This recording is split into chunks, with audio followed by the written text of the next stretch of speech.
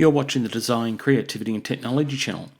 Recently, Gene Gore off Instagram, the wannabe maker, reached out to me to ask if I still had the CNC conversion files for these little Sieg SX2 milling machines. Now, going back in 2013, I'd helped 3 of my high school students using an old CAD system called Pro Desktop convert these Siegs into CNC control. I recently found these and I found a heap of old footage, and I thought I'd share these on YouTube and offer these files for free. So guys, if you'd like a copy of these CNC plans, it will cost you absolutely nothing. Look down in my video description area and I'll provide you with some shared public links via Fusion A360, Autodesk A360, and you can download all these files. These files consist of the X mounting plate, and I'll even put in some photos there, guys. You can see the old milling process that I used. Now, these were days before HSM and before Fusion, and I used a VCarve Pro. Now, you can see this really old CAD modelling system here. It was sort of a dumbed down version of Pro Engineer. It was called Pro Desktop, and it was offered to students and teachers for free as long as they were trained in it. So guys, the files you'll see will contain everything that you'll need to make your CNC conversion, such as the Y-axis mounts, the Y-axis bore nut bracket as well. And in the video here, you'll see as I go through it where these will go. And you can see the Z-axis mount bracket mounts up the top with the ball screw through it. And this is the lift bracket as well. Now that will bolt on the side of the milling machine here as demonstrated.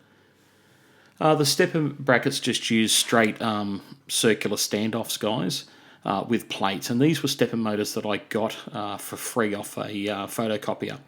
Now there will be some machine modifications that you'll have to make in order to get this going. Now you'll have to mark out the front of the base and cut that out with a hacksaw and break through the castings using a cold chisel and clean that area up with a Dremel using a grinding stone, of course.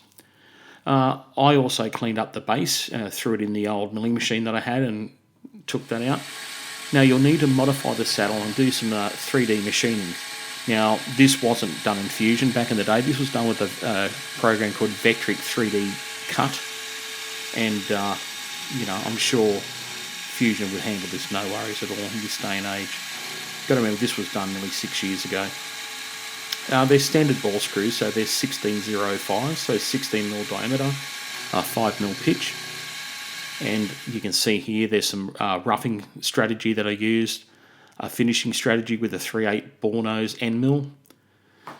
And here's the machine in action. Now the machine shown, guys, is actually one of my students, Travis, and Travis is a lovely young man, and he's finished long time ago. He finished high school. Now he's actually a Haas technician, believe it or not. He finished his engineering qualification, and George, the GM, general manager of Haas over here, gave Travis a job, and he's looking at going to the States and completing his Haas training probably this year. So you can see Travis has used this mill. This is very old footage, guys. This is old GoPro footage, and Travis he's practicing. He's been facing off. He's been doing a little bit of engraving, and you can see the little milling machine here working quite well. In hindsight, you can see that exposed ball screw in the Y and also in the Z, and it'd probably be wise to cover those with some sort of way covers as well. There's the standoffs, guys, just using I think it's 10 or 12mm aluminium rod. Okay, guys, thanks for joining in. We'll catch you next time.